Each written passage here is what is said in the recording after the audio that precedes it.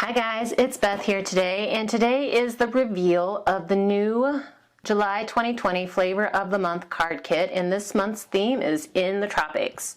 And so today I will be sharing several cards that I have made using this kit, and I will flash some pictures across the screen here of the exact contents that are included in each collection of the kit.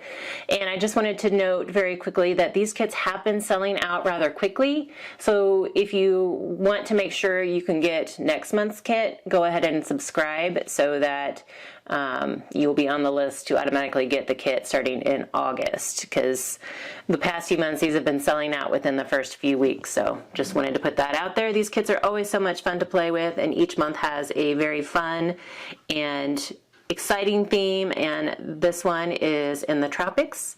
So hopefully you'll get a tropic vibe as you watch me make my cards. The banana split level of this month's kit came with a set of watercolors, and I am not a colorist, whatever you want to say. I haven't used my sneak peek card that I made with this kit. Is the first time I've used watercolors on one of my craft projects in probably my adulthood. It's a sheltered craft life I lead, apparently. But I had a lot of fun playing with the watercolors when I did my sneak peek card, and so I decided that I wanted to create a sunset background scene for some of my cards.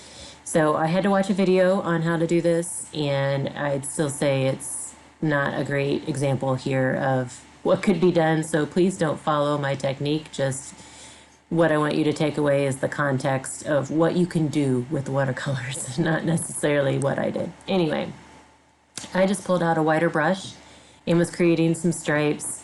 I did red, blue, red, and then yellow to create my sunset, and then I'm going in kind of backwards with the red and the blue to be kind of the reflection in the water. And I tried to go a little lighter there at the bottom as well. And then tried to blend. I overlapped each color to blend a little bit.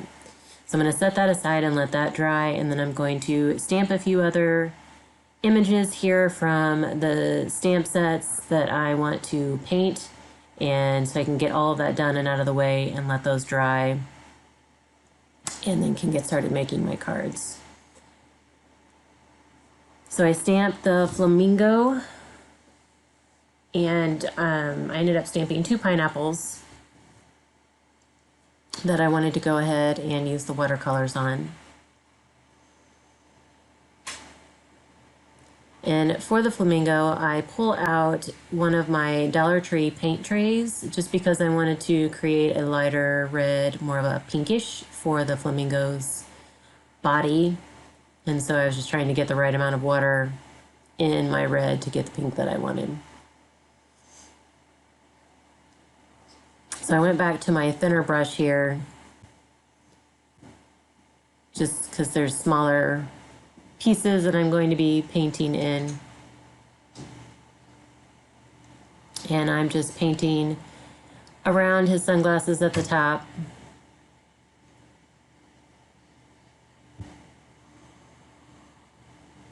And then his body. And I'm trying to create a little bit of a darker there where his wing is. I don't know if that ends up coming through in the end, but that was my hope. And then I also want to try and get a lighter orange for his legs and his beak. And even with my really thin brush here, I struggle trying to stay in the lines of those really thin legs. And I think at one point I get kind of fed up, and I even decide I'm going to come back to this later.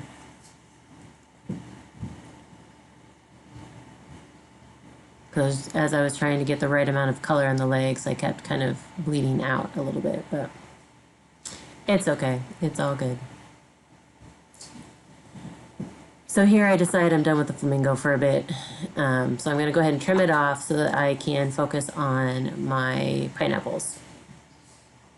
And for the pineapples, I'm going to start with some brown. And I'm going to put that on the left-hand side just to create a little bit of a shadow, but then also just when you look at a pineapple, it's not all the same shade anyway, regardless of whether there's shadow or not. So I'm just adding a little bit of brown to the left sides And then I'm going to pull in some yellow and go over the whole pineapple in the yellow.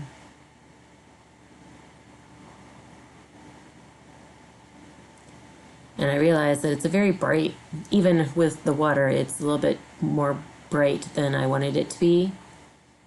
So I try to tone it down with some water first, and then I end up pulling some more of the brown in and across the whole pineapple instead of just on that one side.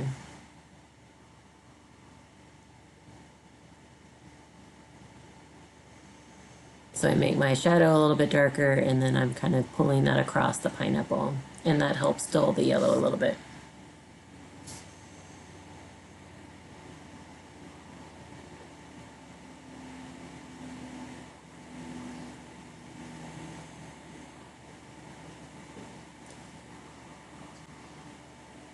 I'm just making sure that it's all covered.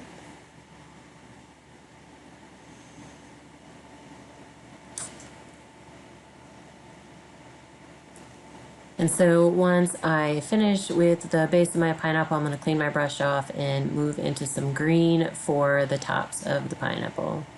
And again, this is where I'm glad I have a really fine brush to get in those leaves.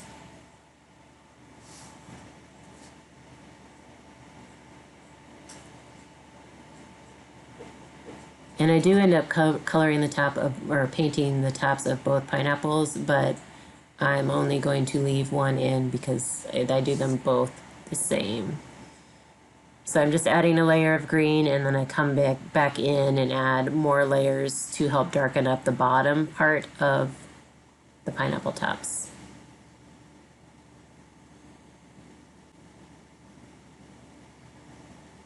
And then I will set those aside and let those dry.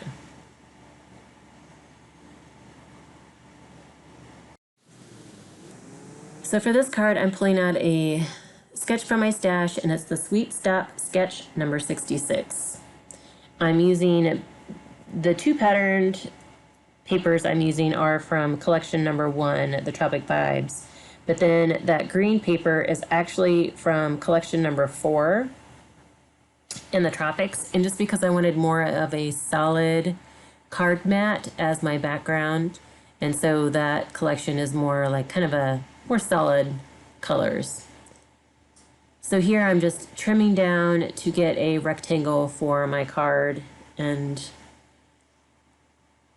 then I'm going to mat it on some white just to help break up the patterns a little bit.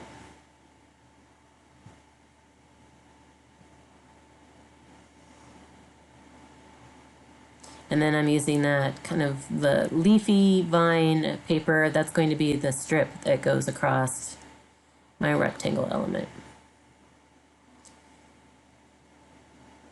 So then I am also going to pull out the Happy Birthday from the Tropic Vibe stamp set and use that as my sentiment. And I'm just going to stamp that on some scrap white cardstock.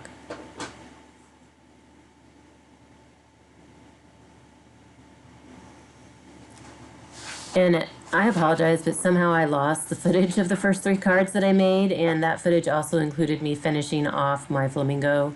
So basically, to finish him off, I just came back, finished up his legs, added some orange to his beak, and then took some white jelly roll pen to color in the frames of his sunglasses, and then cut him into an oval shape. So now I'm just going to adhere my layers together.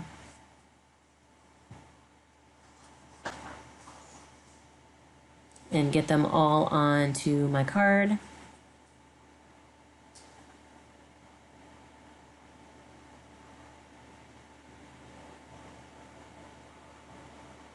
And I did leave a white, like a small white border around, like behind my card mat on this one, just because with all of the different patterns, I liked how the white borders kind of carried through all the elements. So then when I go to put my flamingo piece on, I realize I need something behind that right-hand side that hangs off the rectangle. So I tried some foam squares and they were too high. So I'm just going back to my good old standby of some cardstock layers. So I take this scrap and just cut it in half and we'll glue them together and trim them down so that they will fit behind the side of the oval, and then just adhere them directly to my card, and then the oval can go right on top of that.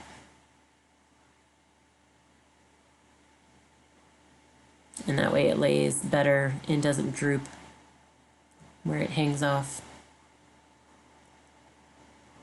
So I just used some Nuvo adhesive to put those together and adhere those to the card. And then I used the same Nuvo to just fill in my oval with some adhesive.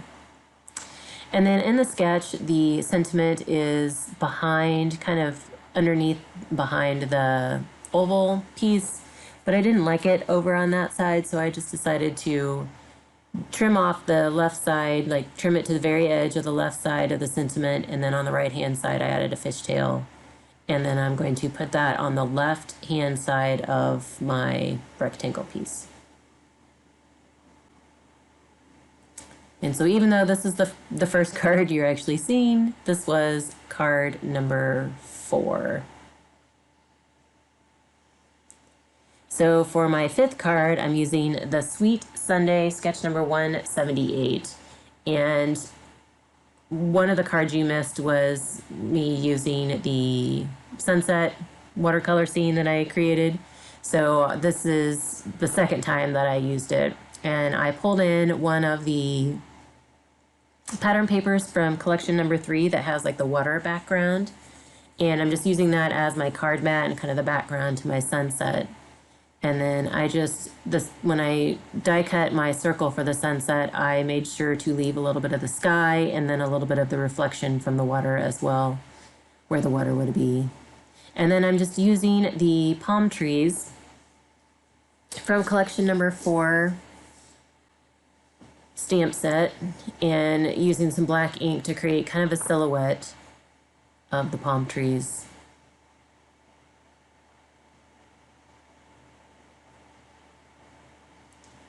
And so I'm going to, since that was watercolored, the paper warped a little bit, so I'm going to use some score tape just to make sure it adheres down really well. And I'm not going to go all the way to the left hand side of my circle because I know I'm going to end up trimming that off anyway. So I used some 1/4 inch score tape, and now I'm coming back in with some 1/8 inch just to help fill in. So I'm going to burnish that down so it stays, peel off the backing, and then add that onto my white cardstock circle mat.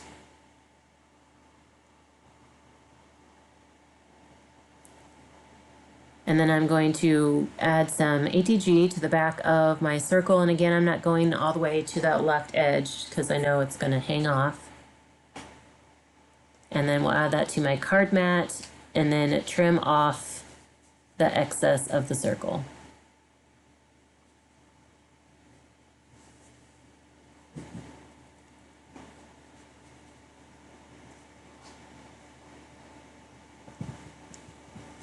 Now I can go ahead and put that, actually I think I stamped the mat before I put it on my card. So I pull out the Thinking of You from the collection number 3 stamp set and am going to put that in the bottom right of my card. And I'm just going to stamp it directly onto the card mat. And because the Scrapping for Less paper does have a little bit of a shine to it, it's kind of glossy, I wanted to use my Misty just to make sure that I can get a good stamp. If I wanted to be able to stamp it more than once just so that I could get it nice and dark and clear.